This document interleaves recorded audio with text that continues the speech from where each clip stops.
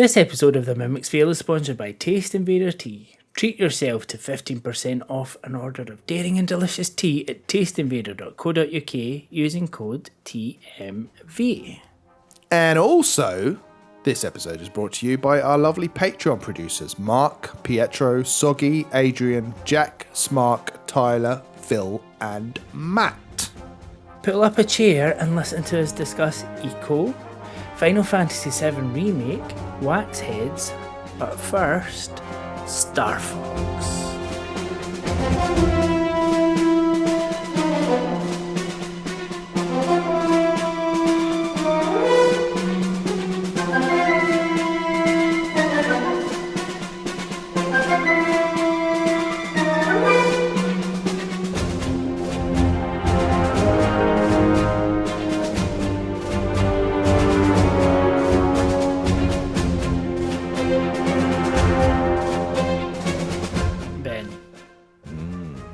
Finally did it.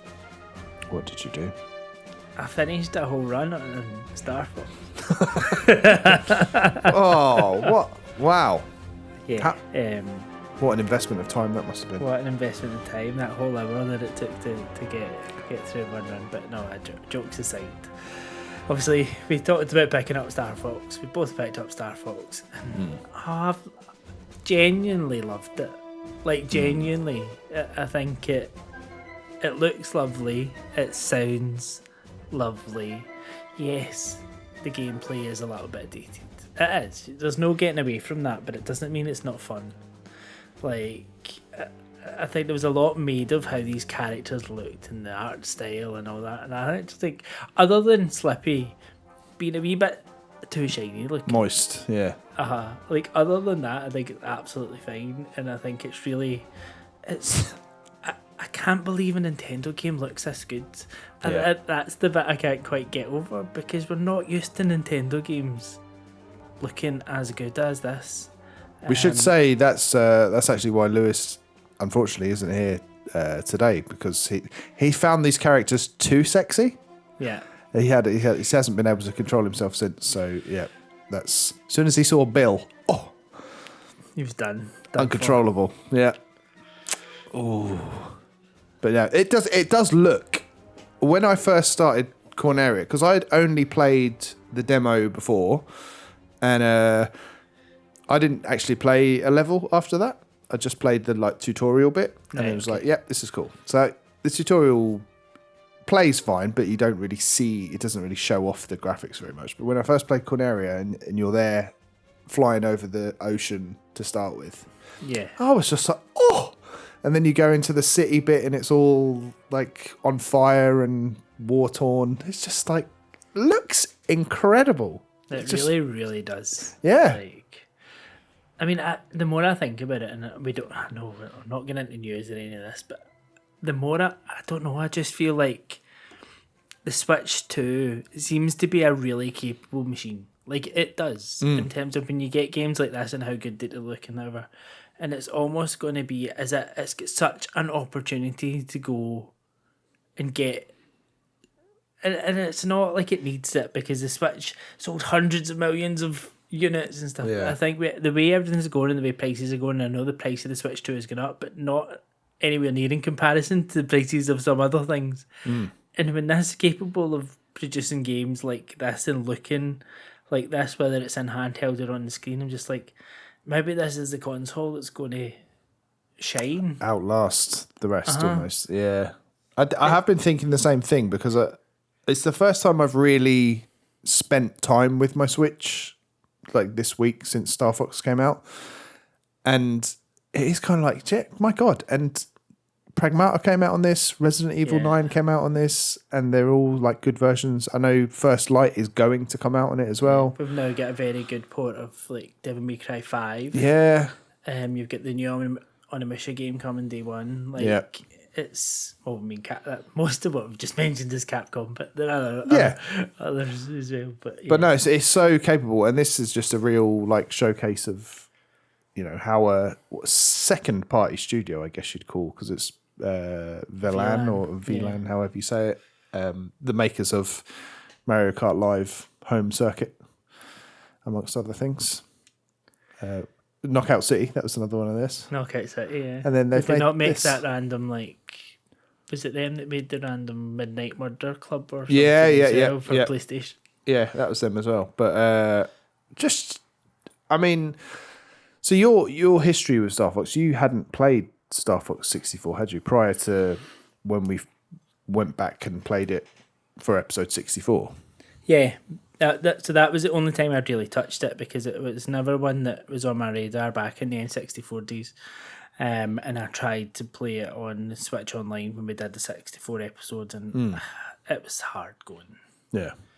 And I don't know, like, I'm not very good at it. And I think the on-rail sections are great. So even it gets more to the open world, like, I still can't quite manoeuvre it the way I want to manoeuvre it. I mean, I didn't even know you had bits that went in the air. I'm like, oh, I'm now in a tank. I didn't even know they were in there. That was a nice surprise. And you're like, but so there's not much of a history there for me. So this is like feeling it and experiencing it for the first time. And I think it does the job of what Nintendo needed this to do and reintroduce people to the series. And it very much feels like you're going to get a new game. I'd be very surprised if there's not a new game from probably VLAN in the next year or two. Because it feels like what's the studio that made Metroid 2 and then went on to make Dread?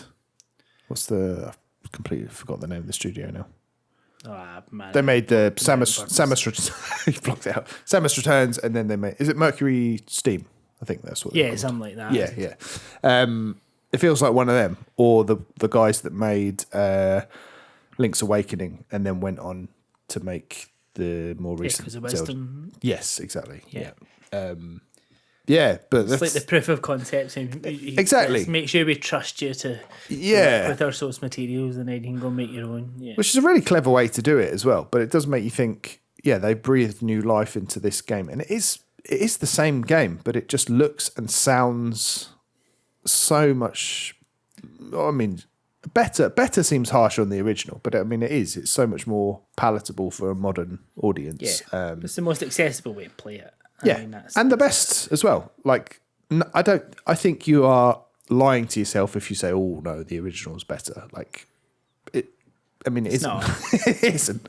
Even the some of the voice lines and things, like I picked up stuff from playing this version that I never picked up playing the original, like all the stuff about when your squadron are like saying stuff to you during levels, it actually means something, and they're like trying to give you a hint to find a secret exit and things like that. And I'd never put that together before, but in this it just seems much more clear when Falco's going, oh, let's see if we can fly through these. You can't do this kind of thing. And then if you do it, he takes you off through a waterfall, and then you end up in a completely different level or with a different choice of levels, which I'd never done before. I didn't put those things together.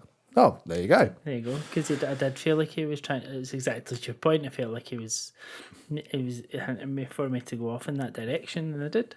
Yeah. And it was just thinking something as your previous point, Ben, around like the studios and going from A to B and how they work. But it comes out to, I don't know if you heard, like the Ubisoft studio who are remaking Rayman, so Rayman Legends, and they asked him, why are you remaking this game? He's like, so we can, and I think his answer was very to the point, but it makes so much sense. He's like, so we can teach a new studio how to make a Rayman game. And it's exactly the same thing. So like they have a purpose, and that if that's your purpose of a remake, then you're all for it. If you're going to get new games out of it going forward. Yeah, that's a good way to do it. They and they've completely nailed it. Like I think it's just it's quite a slight game because it's not. It is an old game with a new lick of paint. Like there's not a great deal to it, but I do like the fact they've added all these kind of challenges and stuff like that. And there's like a multiplayer mode which I've only just touched the surface of, but both of those things I could see adding significantly to the longevity of it. The multiplayer in itself is quite slight as well. It's like 3 levels, 3 different modes.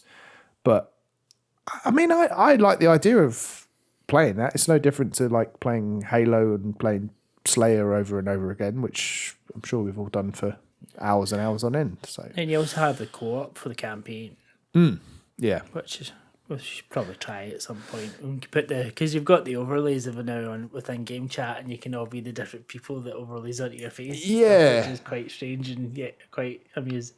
I'm not sure how. Yeah, I would definitely like to try that. And again, Lewis would love that. Yes. We should. That's what he's doing. That's what he's really doing. It's just no. He has actually. He's not feeling too well. That's why he's not here. Don't pretend. Get well soon, Lewis. Get well soon. Everyone send him some love. He loves a fuss. He loves a fuss. But no, it's not. I think if you came to this, if you're a little kid who said to your mum or dad or whatever, "Oh, I love Star Fox in the Mario Galaxy movie. There's a new Star Fox game out," and then they play it and then they finish it in an hour. That I could see that being an issue. Yes. Because they don't necessarily. I think they do a decent job of like saying, "Oh, there's more to this game than you think," and you can see that there's other planets and things. But yeah, I could almost see a parent going, "What? I spent 40 quid on this and they finished it in an hour." Like I could potentially see that being an issue. But for me, I've replayed it. So I finished it 3 times. All doing different routes, and I've seen every single level that you can possibly see as well, and finished those. And it's just interesting. Like I didn't know there was an underwater section, for example.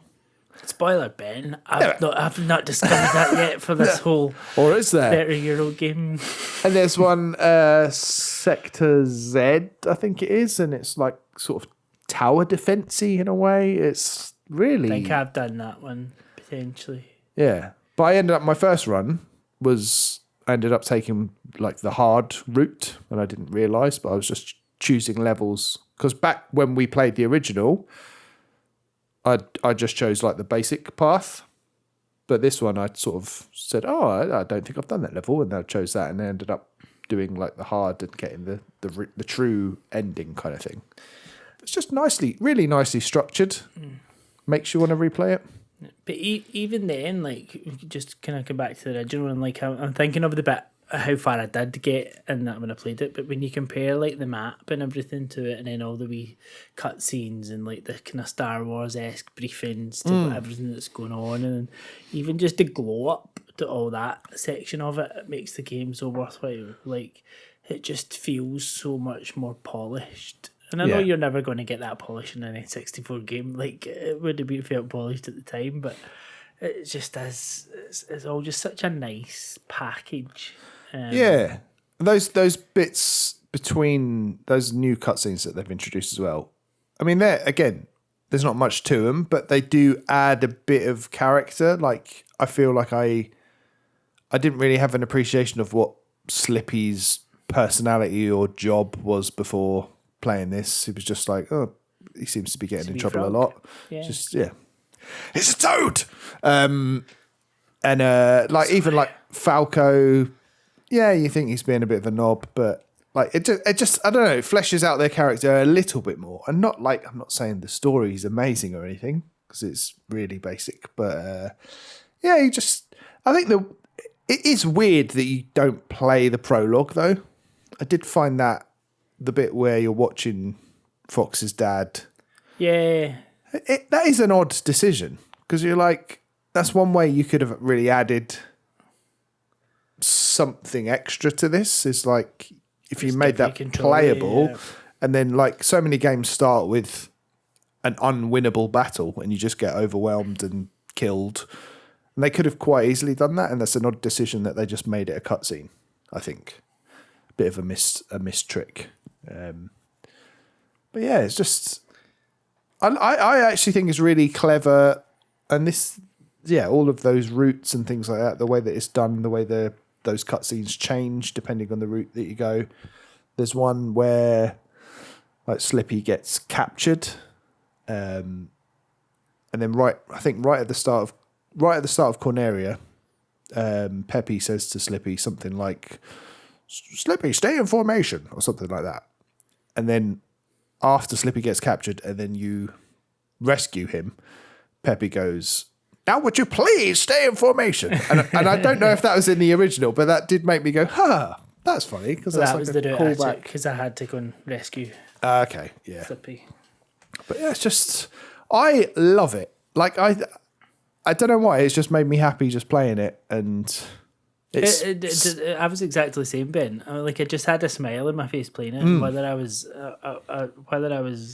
getting a decent score or not, and I was dying or whatever. I'm like, at least I understood it better in terms of what I was trying to do, because it was far clearer in terms of how I was trying to control it and stuff. But yeah, I mean, I've heard a lot of people talk about the soundtrack, and some of it is excellent. Like, you do really notice some of the orchestral pieces, like the set when you're in some of those big battles, and you're like, yeah, it's very, very good. Yeah. No, I think the controls as well. This is a funny little moment, but I tried to show my 5-year-old. I was like, "Oh look, I've got this Star Fox game. Do you want to have a go?" He was absolutely baffled by the inverted controls, the default controls. Like I kept saying, like, no, you have to go down to go up, and he just could not. It did not compute in his mind at all. Like, he was fine with all the shooting, moving side to side, but as soon as it came to up and down, he was just pressing forward the whole time. Yeah, Like up, like trying to go forward. And I was like, you don't need to do that. Just let go. And then when you need to go up, press down. It was. I mean, in fairness, I was doing the same, and I switched off inverted controls. Oh, okay, fair enough. And then once I switched off inverted controls, I was using inverted controls and still ended up going in the wrong direction, because I knew it started with inverted controls. So, like, oh, that's the other thing. Well. This is the first time I've used my G buttons on the Switch 2 Pro controller as well. I programmed them, the right one to fire and then the left one for bombs. And I found that much easier, because I was actually getting an aching right thumb from pressing fire over and over again. Yeah. On the A button. So that was there's a little pro tip for you. I know I even played it on screen. Like, this is the first time that my Switch 2 has made it onto the TV, and I don't know how long. I genuinely couldn't tell you the last time I played Switch 2 on the TV, but it made it onto the TV. I feel like it deserves it. But it's so cinematic, and it seems ridiculous to say that of a like pretty faithful remake of a 1997 game. But yeah, just I don't know. I'm so, considering what last week I was saying. Yeah, I might get it. I'll see how reviews are. I'm so pleasantly surprised by it. Like, they have, nailed it. It's best Switch game I've played for a wee while. Quite a long time, I think. Maybe. I'm trying to think, is there another Switch 2 exclusive that I've enjoyed this much? Well, it wasn't Donkey Kong Bonanza, was it? No. I mean, I like that. I finished it, but I don't think I loved it. But this, I feel like, it's just got something. I'm trying to, like, put my nostalgia for the original Star Fox and my, like, wanting the underdog to win thing aside, because as we've established, this is a C-tier franchise. But I'm trying to put that aside and just be like, is it good, or am I just rooting for it? But well, I mean, it's good. I don't have the nostalgia, and I thought it was good. So, yeah. And that is also why it is a shame that Lewis isn't here, because he obviously does have the biggest he loved it. Love for the original. Yeah. And obviously, like, next time around we can find out his thoughts. But brilliant. So good. Yeah. Ben, there's something else that you loved, and we've talked about quite a bit in the past. Mm-hmm. And I'm struggling here because I feel like I'm going to eat some words. But Final Fantasy VII Remake, Ben. Yeah, so a game that you hold quite dearly, very much loved, and I would very much shit upon whenever I got a chance, because I'm like, I'm not playing that shit. So I picked that game back up, thanks very much to Mr. Noodle, who encouraged me to play that game again, and I finished it. Fucking hell. I loved it. Oh, Ben. I'm Oh, this must be so hard for you. it is like I don't like to admit when I'm wrong. Like Oh, this this is doesn't brilliant. happen very often, but oh yeah, it was so good. Like the characters, the combat, the story. Like it looks so good. I played it all the way through on the ROG Xbox Ally X. Like so I played it all handheld, played beautifully. And I'm ready to play Rebirth, Ben. Well, I'm Wow. not ready to play Rebirth because I need a break. Because I know Yeah, Rebirth's bigger and I can't just go straight in. But I mean, less than a week I played through Final Fantasy VII Rebirth. That's Just, mental. It gripped me. Like Wow. I had to see what's happening next. Like what's happening next? What's happening next? And I'm like, oh, Cloud, and like, oh, what's all these flashbacks? And oh, and who's this? And oh, and then Tifa's like, oh, but what really happened with Cloud and Tifa? And what's the deal with these ones over here? And oh, Aerith, there's something a wee bit funny about Aerith here, isn't there? And I'm like, and yeah, there is. And I'm like, all the like, battles and all that music and Yeah. yeah, it got me, Amazing. Ben. It got me. Why do you think it hit this time? I don't know because I don't. I Because even you've tried got it a to the few bit- times, haven't you? at least twice, Right. And I got to the bit that I usually fall off of. So you go back that kind of very first battle against that big kind of robot thing at the very beginning, Yeah. and then you get out of there, and then that's when you come back into like the not the open world, but into the town Yeah. to kind of get back, and that's where I've fallen off at each time. Was like, I'm just running about here and that's a push. Yeah. And that just didn't happen this time, and I don't know why. Like, I genuinely don't know what was different that just made me keep going. And then once I get back to the slums and into Sector 7 and whatever, and started to meet more of the characters. And I mean, because I think this is the first time I've got as far as meeting Tifa. Like, Oh, wow. and That's what any seals other the time I deal. tried to play it. Well, not so much for me, but yeah, it just worked this time, and I'm so thankful that it did because I am now, and I get it. I think that's probably the most positive thing I can say. Like, I get Yeah. it. Yeah. You Like- get the hype. Yeah. Yeah. And I did really like the combat. I think that's which kept me going because I enjoyed kind of playing about with all the swords and all the crystals or whatever you call it, magnesite or whatever it is. You know what I'm talking about. Which for some reason I've really forgotten the name of it. And all the combinations of the magic and all that stuff, and then just the kind of quick actions. Materia, that's the one. Yeah. Took me a second there. And then kind of working out how during the combat to apply, like working through your party, and I thought the mechanics of it worked really, really well. But it's the story, like the story just keeps you going, and I didn't feel like there was too much filler in it. I didn't do all the side stuff. I did do quite a lot of like the side quests and stuff. Like maybe like the first time you had to do them in one of the sectors, I did them all, and then as they kind of started to come up with like, well, I'll do some of them, and then I'll do some of them, and then like I never went in to see the wee guy that wants you to collect all these things to upgrade Chadley.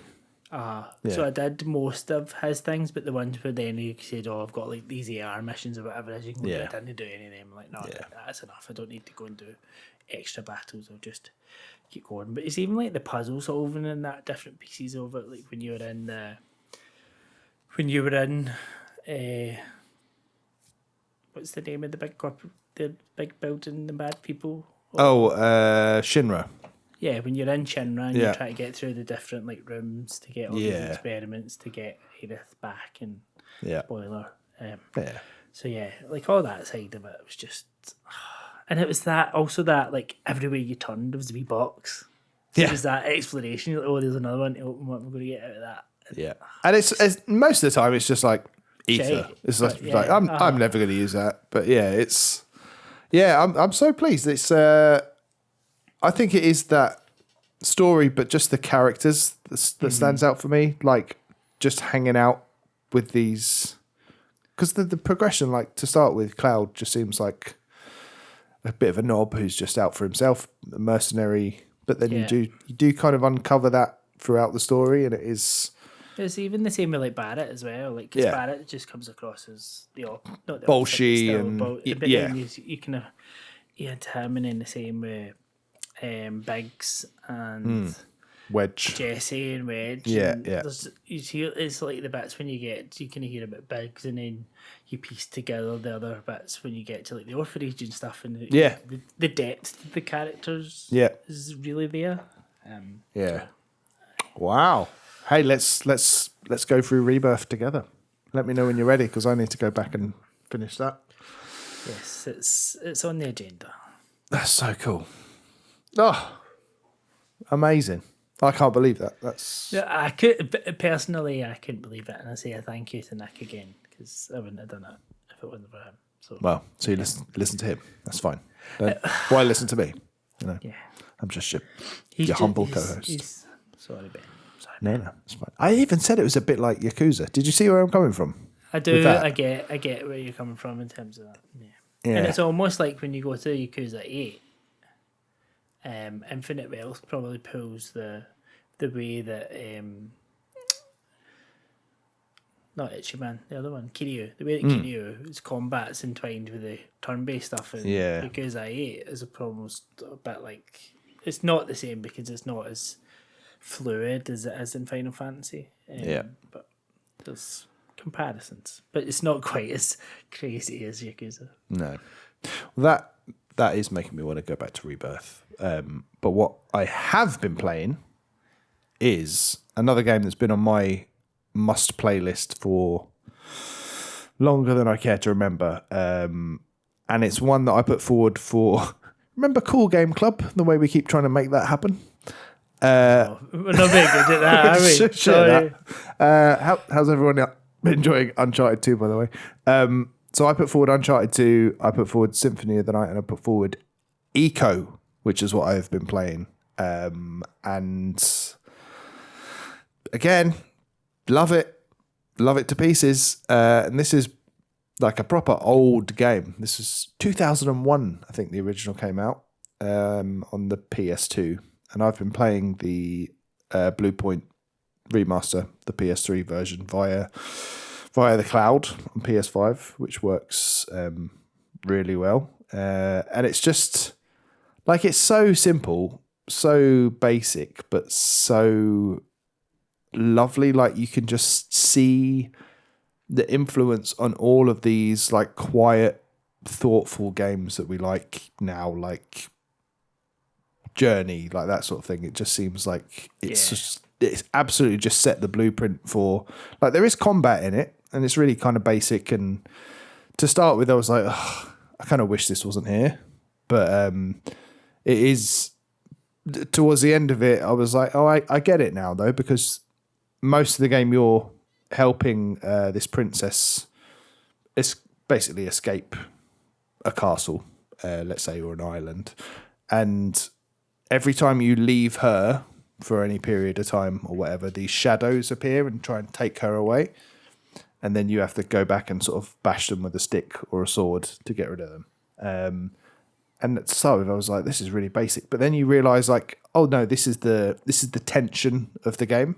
Like, it's quietly making me feel responsible for this character that I'm looking after and escorting. So, which, you know, again leads back to, like, I mean, the influence of this game you can see, but like something like The Last of Us, which is all about that, right? Like, you've got a companion that you're escorting through peril and trying to get them to the other end. And yeah, I mean, even stuff like the sneaking about, puzzle solving of something like Inside or Little Nightmares, the sort of quiet, not even the lack of music for a lot of it. It reminded me of Breath of the Wild, Tears of the Kingdom, like how it's so confident that it just shuts up and just lets the bird song and the sound of the wind and you just walking through this epic bit of scenery.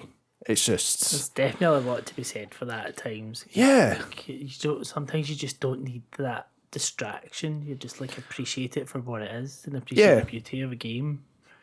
Like, even that was one of my favourite things about Lonely Mountains Downhill, was the fact that there was no music and it was just the sound of your tyres going down like against the gravel and like birds singing, and that was about it. I think Ueda, who the mastermind behind this game and Shadow of the Colossus and Last Guardian. And what's the other one they've got coming out? Oh, it's the robot one. The robot one. Gen Atlas. Gen Atlas, that's the one, yeah.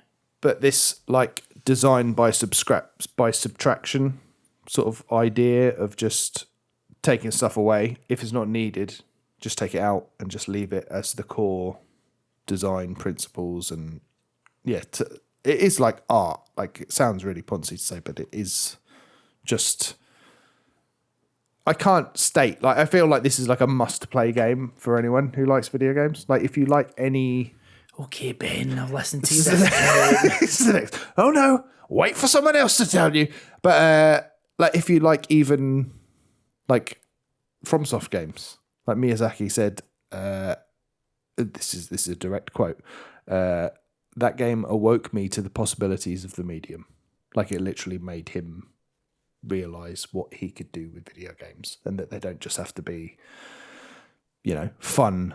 They don't just have to be fun. They could be more. They could be quiet. They could be thoughtful, and they could show off scale in this really impressive way that games hadn't really done before. Yeah, it's I think it's just a beautiful, beautiful piece of art, and it plays like an old game, but I think that's fine.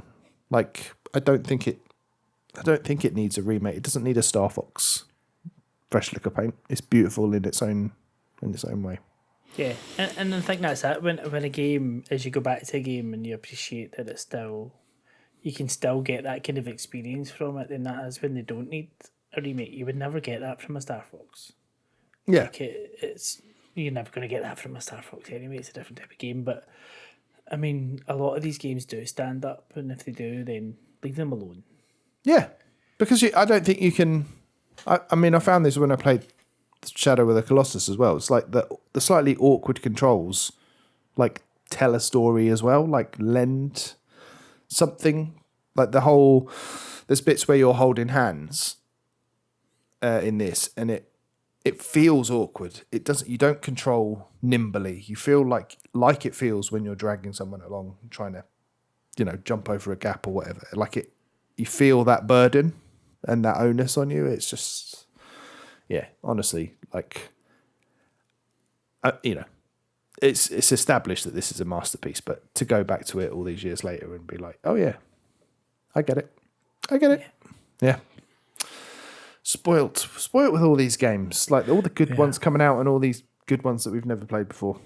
I know, there's just so much choice, and I think we've talked about quite big games here, but there's some smaller games that I've also played and finished to some extent for some. And I want to mention a couple very quickly first that we've talked about before. So Slots and Daggers, we talked about. You'd played that quite a bit back then. Yes. And been playing it because it came out on console, so I've been playing it on Xbox so I can get achievements. And I didn't really, like, you know how we love an achievement. But I never really got into it as much as you did on Steam, but I know you finished it there, and then this time I'm like, oh, I get it, right? And I'm using that phrase again, but this time I get it, and it's just so addictive. So if someone that wants that kind of little simple roguelike experience, like, it's out in console now, and I'd highly recommend going and looking for it, because Slots and Daggers is a very good little game. Alongside what's another very good little game, and it's kind of roguelike again, but it's just fun to go and play, and it's Dungeon Clawler. But it's basically, you're never selecting your attacks, and it's almost like a deck builder, but when you're building your deck, you're just adding these different, basically like little things that go into your claw machine, and you then have, it's like you think you're going to the amusements and you go and you get one of these claw machines, and to do an attack, you're just like trying to position your claw to go in, and whatever you pick out of that machine is what your attack is for the next... your next go, so to fight off your enemies. It's very luck driven, but you can get different upgrades which increases like what you're going to get out of the machine, what's in the machine. Like, you get like things like gum, which if you've got the gum in the machine, all the things stick together, so you're going to get a big chunk of stuff out of it. And it's that kind of almost not quite Balatro-esque, but that whole it's a mishmash of a few little things, but again, there's not a lot to be said about it, because it's quite simple in terms of how it plays. You get these different upgrades and different, like, boons, for want of a better term, and then once you put all that together, it's just seeing how far you can get through the dungeon, essentially. So whereas Slots and Daggers is a one-armed bandit roguelike, Yeah. this is a Sort of claw machine. Claw machine, yeah, basically. So that was Nice. that. But they're just two little games. There's one that I want to speak a wee bit more about because this game is excellent. And I have played and finished, and it's an 8-hour game. It's that nice little sweet spot, like 7 to 8 hours. And that was Wax Heads. And I don't know if you've heard of this, Ben, but basically Wax Heads is you are an employee of a record shop. Yes, yeah. And the story is the owner of this record shop used to be in a band, and there was some band drama. And they all went their ways, and it's telling this story of the band and the band members and how she set up this shop, and she's got just that love of music, and you're understand. But the core gameplay of this is it's almost that kind of Papers, Please-esque, like you are given a customer will come in and go back to like strange horticulture and strange antiquities that I talked about in previous episodes, but it's that same kind of thing that a customer will come in and they'll give you these clues around what record that is that they want, and you need to go around the shop and find the right record. But it's so nicely detailed, and you get some of the songs in behind it, and they've kind of created this soundtrack around all these different bands, and it's not like real bands and that ever, it's all fictional, but you can tie between maybe who they're kind of alluding to in real life and Yeah. kind of bits and pieces, and they give you the front of the album, they give you the back of the album, you can go in and look at it. They've got it all designed in terms of the sleeve and the track listings and the actual vinyl itself, and it's all really pretty and it's such a nice kind of hand-drawn art style. And it tells this nice, I'm not saying a nice story, but this story of this band and the different members, and there's some kind of drama going on in the background, and you're trying to save this record shop to a certain extent, and it's all about the people that work in the shop. And it's fair. One thing I say is it's very I can't even see these letters right. LGBTQ IA plus oriented in terms of it's very inclusive and the characters and all that side of things, which is very nice to see, but done in a very natural way. Yeah, not forced. No, not at all. And it's just a good game. Like, it's not just that way, oh, I'm playing it and it's fun, and it is actually, it tells a good story. It's presented in a really nice way. Like, you can set it in different modes, whereas you can get one chance to give the customer the records, and they'll give you like a sad rating, a May rating, or a rad rating, depending on whether you've got it right or not in the clues that they've given you. And it could be things like, I want this. But to help you with the clues is like social media posts that you need to kind of follow, like in the background, or there's articles being written by these like music journalists and all the kind of current goings on, and then in between there's these like little funny like music show interviews with these different people and all the kind of bands and that you're hearing about, and then there's drama going on with these bands. Like one band was in court because they were accused of murdering their drummer and all these kind of things. Right. And there was one guy that was just such a like absolute chauvinist, but he'd gone and taken over the lead singer of this other band, so people were like, oh, I do not want this, blah blah blah. And it was like, we're just trying to piece all these things together. To say, they'll tell you I don't want this, and you're supposed to then know that that's who they're talking about. And it can be that there's just something that they could just have a simple badge on, and you're just to notice like the visual cues as well, that's to point you to who the record they're trying to buy. Right. Or they'll tell you the name of something, but the name's not quite right, and you're to try and decipher between the name you've given you, like, oh, that could actually mean that, because it's like Chinese whispers to who they're buying it for, to like them trying to get it. And then you That's also clever. it's very clever. And then there's also some of these like secret messages to find for, I'm sure they're called wax heads. They have little badges, so you needed to watch for these specific customers that would have these on, and there would be like different things to make. And like once you were selling the record to them, you went on as if you were ringing it through the till, so you had to like bring up the receipt, and then you could put all these different emojis at the end. But for some of the secret ones, the combination of the emojis that you were putting in would unlock the secrets, which were actual videos of bands playing, like, so proper, like real life stuff. So I really liked it. If you like that type of shopkeeping puzzly experience, and I would highly recommend Wax Heads. I think you'd really enjoy it. I think Lewis would really like this. What is it out on? I think it's out on everything. I played it on Xbox, but I think it's on everything. Nice. Yeah, Yeah, very that good. sounds cool. 8 hours is cool. Good year for music games in general. We had mixtape. We've had this. I know that Mr. Records was announced during the summer thing. Yeah, because I played musical story. The Right. guys that made that, I played that one and I really liked that. Yeah. So I'm looking forward to Mr. Records. And obviously, just from a rhythm perspective, we've got Rhythm Heaven coming this week too. Yeah, or We're out now. Rhythm Paradise Rhythm Groove, as it's called over here. Whatever one. Rhythm Yeah. something. I guess I didn't know that because when we were doing the tier list, we were talking about Rhythm Heaven. Oh, that's a D tier. But over here, it's called Rhythm Paradise, apparently. Never knew that. No. But yeah, I did play that demo as well, and that is excellent. It's basically WarioWare, but with rhythm games. I'm very much looking forward to it. It's such a me game. Yeah, I think I'm going to get it. So, like the demo again, same with Star Fox. Like the demo convinced me. Yep, good. More Switch 2. Love it. Winning. Me too. Yeah. Now, what are we going to do next?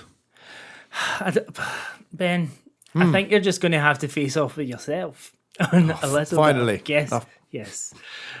The two faces of Ben. So it's time to play a little guess the outro face off. So, I've had a wee think in how we can do this, Ben, because obviously we kind of need two people here, and I don't want you to split your personality. Do you want me to do a Lewis impression? Would that help? No, I think that would probably be a bit more offensive than it used to be. That's okay. But I think we'll still do a wee top 10 list, Ben, and I'm still going to give you some guesses. But I'm going to give you 10 guesses, and I'm going to set you a target. So Okay. if you get at least 5 from 10 guesses, then Yep. you can get the win. Whereas Lewis is currently 2-0, then you can still win back. It might take Lewis not being here for you to win, but I'll take it. I'll take you'll it. take it. So I have a little top 10 list prepared.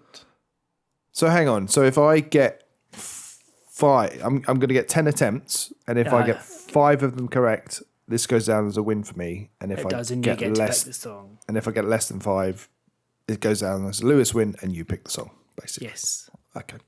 Yes. Okay. Is that fair? Let's see. Let's see. So I'm going to give you, based on the fandomspot.com popular video game mascots, Ben, I want you to name the 10 top video game mascots. Okay. Right? Okay. And I think this is a fair one to give you on your own. I think Okay. you can make a reasonable effort at this. Yeah. So you have 10 guesses. Okay. You can go whatever you like. I'm going to start where I went wrong last week with Mario. Mario is on the list. Where do you think Mario might be on that list, Ben? He's got to be top, surely. No. Not Mario's top. number 2. in that What? list. Yeah. Oh, I wish I didn't know that. Okay. So that's Right. one guess. 100% so far. Okay. Let's go Sonic. Sonic the Hedgehog is on the list. Is he number 2 one? out of 2. No, Sonic is number 6. What? Okay. This is rocking my world. Mascots, video game mascots. Can I get Crash Bandicoot? No, you can't, Ben. He's not on there? On the list. What the fuck shitty list is this? Right, so that's 2. Okay. Pikachu? Is that guess number 4? I guess so.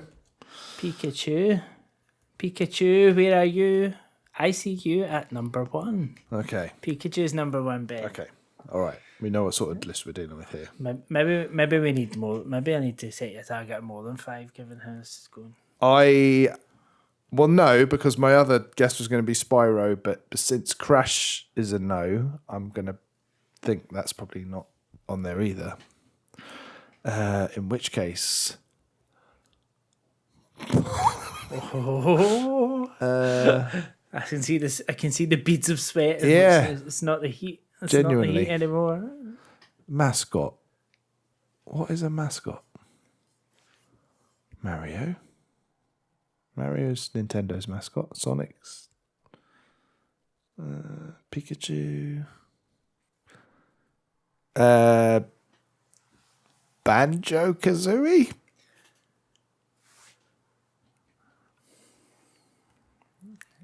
Banjo Noe. No. Okay. Right, so we get 3. We've had 5 guesses. 5 to go. You need another 2, Ben.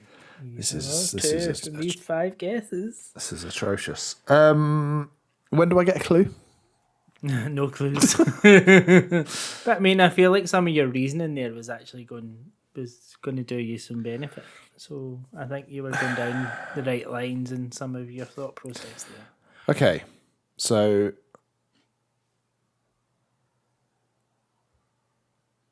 what's the PlayStation mascot? What can you tell me? Are you allowed to tell me when this list was made? Do you know? I'll see if I can find that out while you think. Okay. PlayStation. Because I'm thinking if it's new, I would think Astrobot might be on there. But the fact that Mario and Sonic and Pikachu are on there.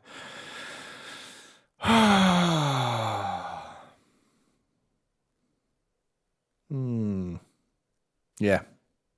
Any ideas? When this list was made? Meh. I'm just trying to check if there is a date on it. Okay. Mario, Sonic. Just to make you feel a wee bit better, Ben. Crash Bandicoot was number 11. That helps. That helps a great deal. In which case, if he was number 11, I'm gonna go Spyro. Don't like that sound. I feel like I've just screwed you over there, Ben. Sorry, but no, Spyro's not enough. There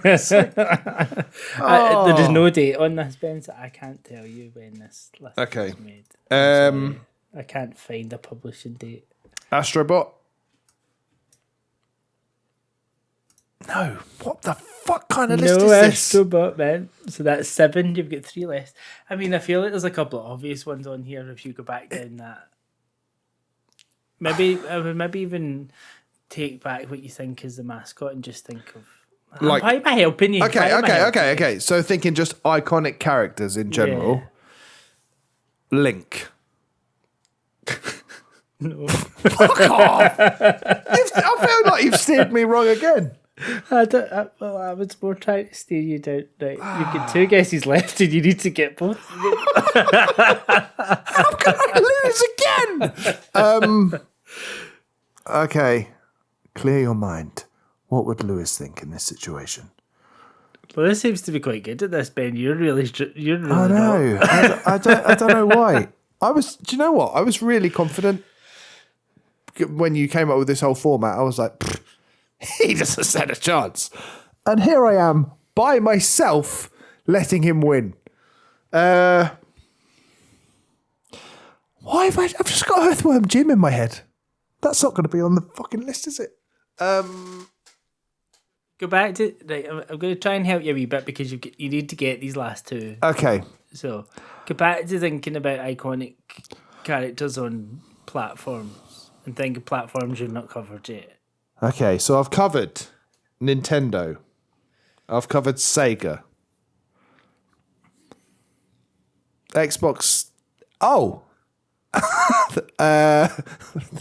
The Master Chief. Master Chief is on the list. Okay. Then. Yes. Okay. So you get it's sudden death again. You need to get this last guess correct. This is so stressful. Okay. Master Chief.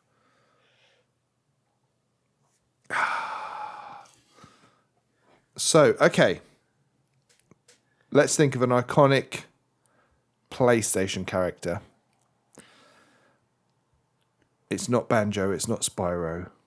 Sorry, it's not Crash, it's not Spyro. It's not Astrobot. It's not Astro. I'll just give you a wee clue. It's not Ellie or Joe. No, okay. I mean, Kratos could be it. Maybe I might go. Is that your final answer? Kratos, the Greek god of mascots. And number 3 on the list, Ben. So you have done it. It was Kratos. Oh, Jesus Christ. So by the skin of your teeth, Ben, you have a victory. Wow. You have a victory. So you got 5 out of 10. So you've got Pikachu, Mario, Kratos, Master Chief, and Sonic the Hedgehog, which is 5 of the top 6, to be fair. So there's only one in the top 6 you don't have. Okay. Is there anything else you think might be on there just for the bands? I mean, there's some classic ones, which I'm not sure I would have guessed some of these, to be fair. Oh, like Pac-Man. Kind of, but not Pac-Man. Qbert. Got man at the end, though. Batman? Spider-Man? No. Jumpman? No. Mega Man? Mega Man, yes. Okay. Mega Man's Oh, this is clearly an American list. No wonder I didn't understand it. We didn't play another Mega man on the over list here. as well. You quite like him, I think. Quite like him. Don't know. Explode. No. I've got nothing. Might be made of a bomb. Oh, Bomberman? Bomberman. Oh. Where was he on the list? Number 10. Jesus. Yeah. You'd never get number 9. So I'll tell you what that Give is. me a clue first. Let me try. I really did like this platforming game. You did? I didn't. Oh, you didn't? We've talked about it on our podcast, but I can't remember if it was this podcast or the previous podcast. It's a cat. I think it's a cat. A cat? Dreamcast game, maybe? I can't remember. It's a recent remake. A cat? I'm sure it's a cat. Begins with what? K. Oh, Klonoa. Yes. That's one of the top 10. Yeah, apparently so, from this terrible list. What a shit. I'm frankly astonished that I've come out unscathed from this. Yeah. Fucking Klonoa above Crash Bandicoot. I mean, I didn't even know who the next one was, but I could guess who it was from. So Sans. Oh, from Undertale. Yeah. Okay. I'm less mad at that. There's one left. It's a Nintendo one. That you've maybe not mentioned. Samus? No.